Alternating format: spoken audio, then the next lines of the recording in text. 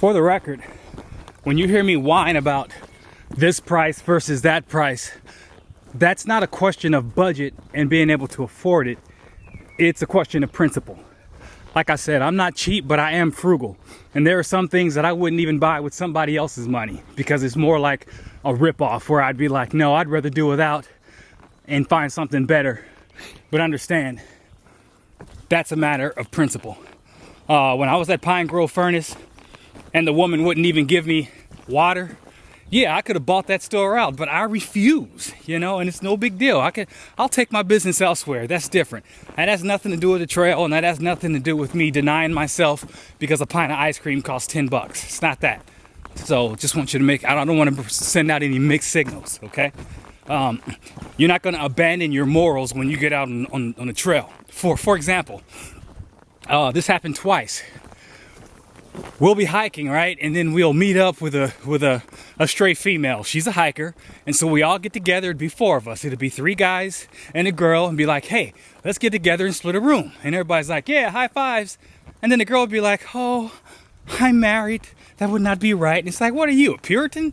It's like, we're not going to rape you. What are you talking about? You can have a bed to yourself. You can do this. This is about saving money, So you can sleep in a shelter and you can do all this, but you can't get a hotel room? Granted, here's the deal. This is about morals and principles.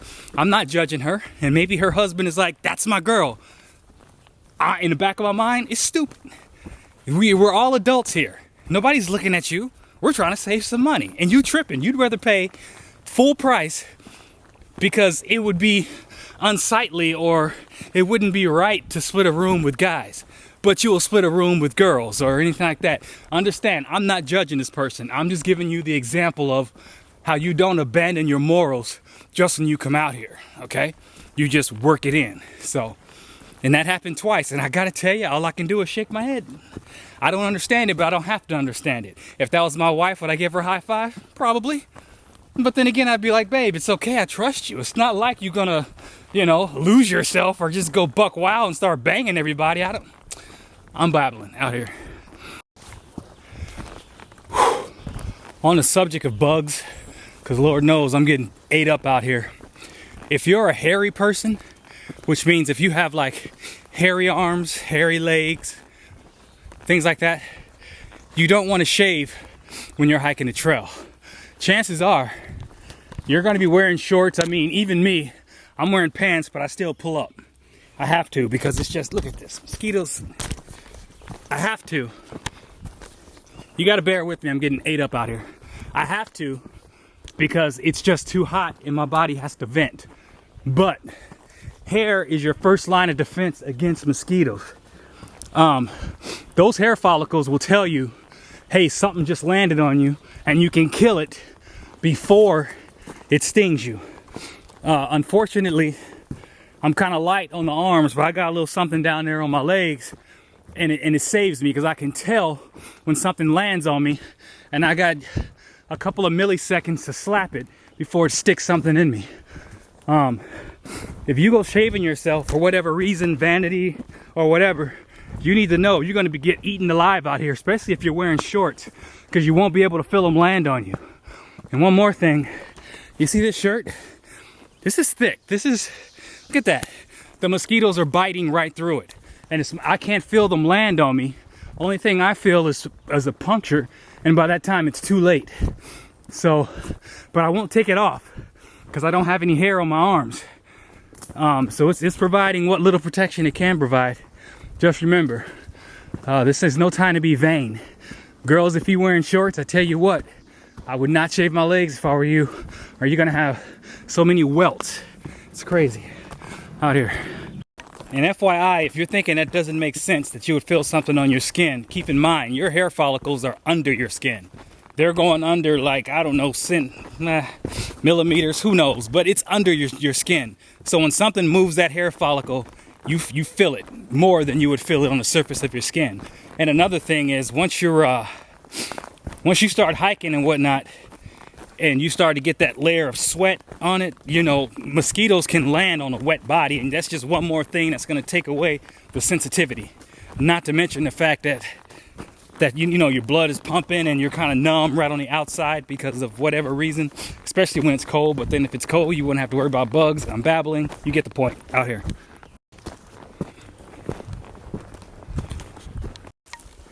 One more topic on bugs. Mosquitoes don't have bedtimes, you know, so if you want a night hike, that's fine. But understand, you're gonna get eaten alive. Half the bugs I kill, I see as they land on me. You take away that degree of visibility, and every bug that lands on you is gonna get a kill. It's just gonna strike you. So that's something to think about.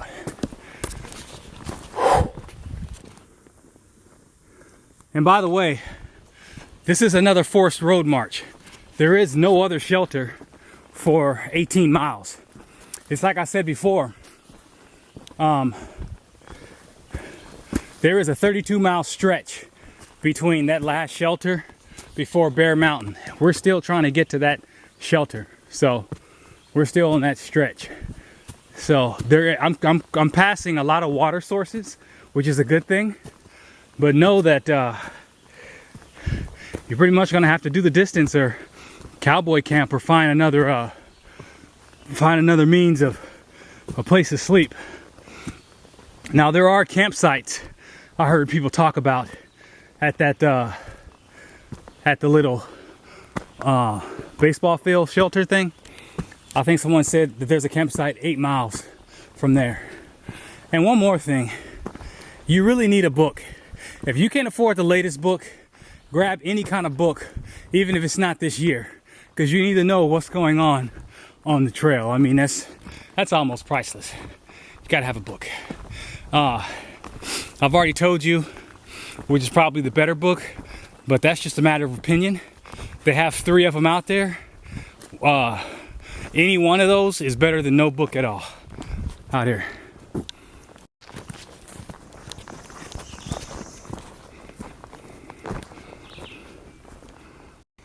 This is Denny Road, 8 miles out from Graymore, the ball field that the priest let us stay at. You'll know the road for the sign right there. I tell you what, you gotta praise this zoom. See if I can pick it up. That sign has writing on it. Bam! When you see that sign that says Catfish Loop Trail, look for this building right here. There's water on the side of it. It's a spigot and the water's fresh. I'm not gonna walk back over there, but it's good water. Boom. That's exactly 8 miles out, or 8 point something. Today's gonna be an easy day. I mean, I like starting early so I can finish early. It's 9:42 right now and I'm 10 miles out from where I'm gonna stay today, that place where you can order pizza. I'm checking the book right now, looking for roads that I can take an excursion on, you know, maybe buy a candy bar or something like that. Even though they say you can order pizza, you know, you always got to take that stuff with a grain of salt. I mean, you just never know. The guy wasn't southbound. He was just going by what the book says. And I like to have the whole day to accentuate. Let's say I do want to take a field trip or something. I can do that because I'm so early, you know. And to be honest with you, I'm still not 100%. Towns, you know, it's hit or miss. If I didn't have this internet thing, then I'd have been able to get a good rest at Bear Mountain Inn, and it wouldn't have been so bad. They had a Holiday Inn Express there, but the problem is their internet was down, and I'm not going to pay $120 and not get internet. So this may seem easy. I thought carrying a computer was all I'd have to do, because in 2012, just finding a computer that didn't have outdated software was hard. So I figure, okay, this is easy. I got my computer, I can upload anytime.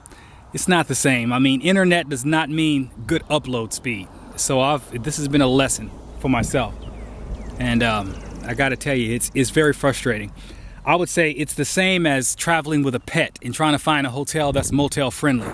You know what I'm saying? It's not just me, it's me, and I'm shackled to this computer and trying to upload stuff. So, I mean, I'm not complaining. But I'm just telling you, it's not as easy. If you want to follow my footsteps, good luck with that. Maybe they'll do something better with internet, but it is a pain. Like I said, I was up all night trying to just watch for the video to upload, and whew. Anyway, out here. The combination of wet conditions, cheap boots, and a rocky trail has really took a toll on these boots right here. They're You can't tell, but they're starting to open up like a duck's thing. What that little makeshift way that I tried to fix them is not going to work. What I need now is a hot needle and some Leathermans or pliers. And what I'm going to do is pretty much you're going to hold the hot needle. You're going to hold a needle and thread in some pliers or Leathermans or whatever, and you're gonna get the tip of that needle red hot, and then you're gonna literally poke it through the leather and the rubber itself and sew it up. I don't have all the ingredients right now. I'm gonna need a Leathermans or some pliers or something. There's a campground coming up here. I'm gonna see what I can find there, but that's my next move. Before they fall apart, I'm gonna have to do the little hot needle and turn into a cobbler.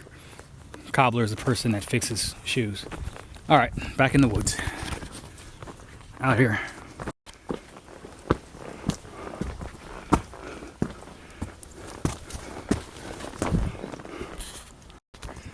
I don't know if I mentioned this or not, but if you're gonna hike the trail, let's say you have insurance, don't forget to bring your insurance cards.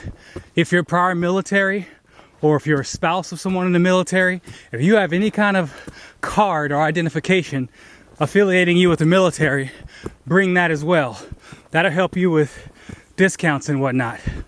And if you're a student, if you have an old student ID card, bring that, because there are a lot of student discounts as well.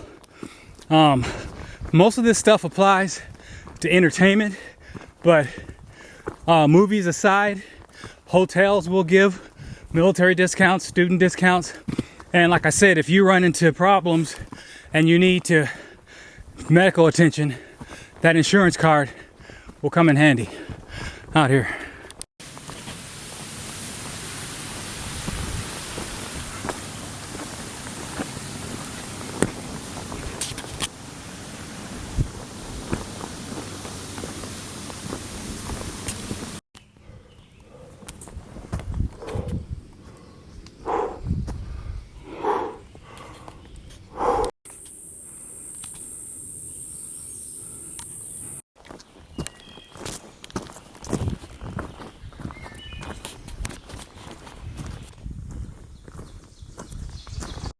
This is Clarence Fonstock Lake. I'm a mile and a half out from the campground. I'm gonna see if I can grab a shower. It's early enough.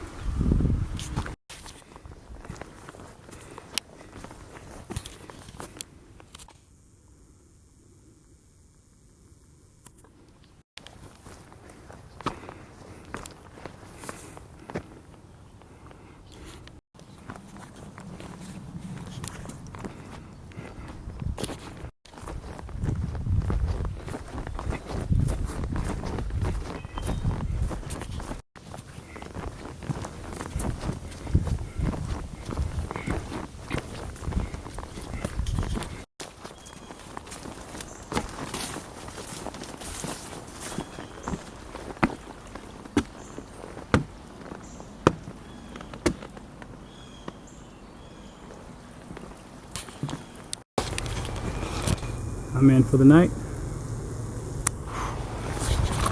8 hours, 10 minutes, 19 miles. This isn't a bad shelter. Is there electricity in here?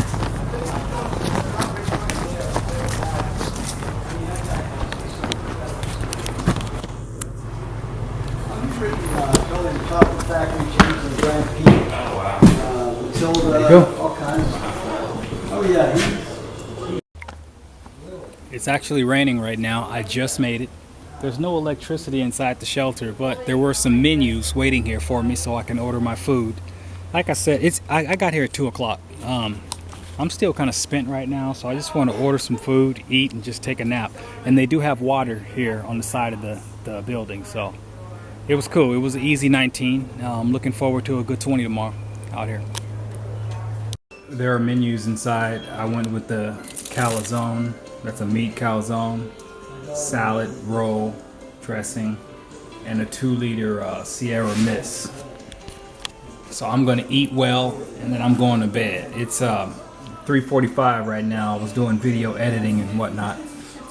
And yeah, like I said before, you know, the reward has to equal the risk, what you're putting out here.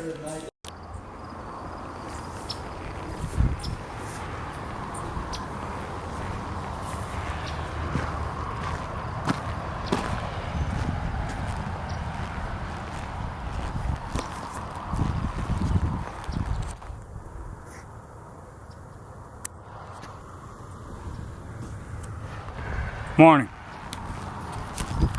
I am 26.8 miles away from the Connecticut border. Today, I'm doing 25.6 miles. At 20 miles, there's a railroad crossing, and if you go down the street, there's like a deli, so I'll be doing that. So I'll eat a little something, then I'll do 6 more miles to the shelter. That'll be the terminus for today. And there you have it. At the last shelter, there were pretty much there were hikers there, but those hikers were hikers that started at Harper's Ferry. Yep. All right, out here.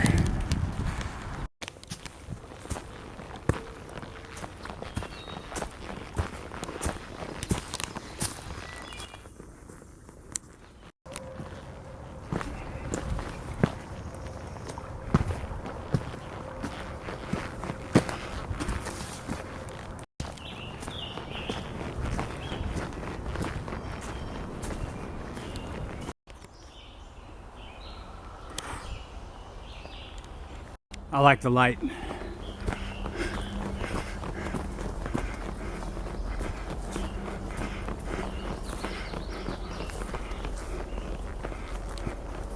This is a very massive tree.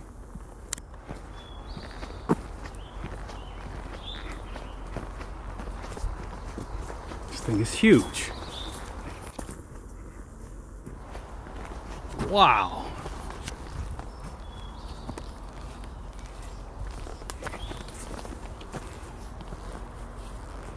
Wow.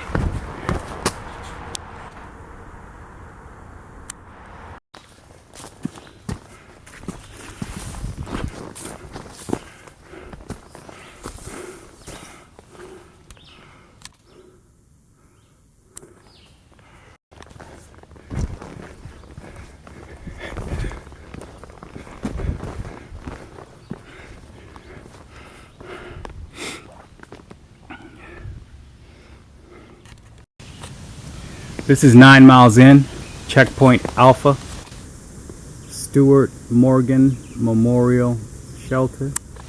They got a little picture of some information about Lyme disease on the shelter. I mean, that's sobering. I'm 7 miles out from checkpoint Bravo, the next shelter. The time right now is 9:15. I love it. I love waking up early. I'm a morning person anyway, but I like getting up with the birds, you know, knocking out those miles. I mean, I'm 9 miles down. It's not even 10 o'clock. I like getting in early so I can take a nap or do whatever I want to do.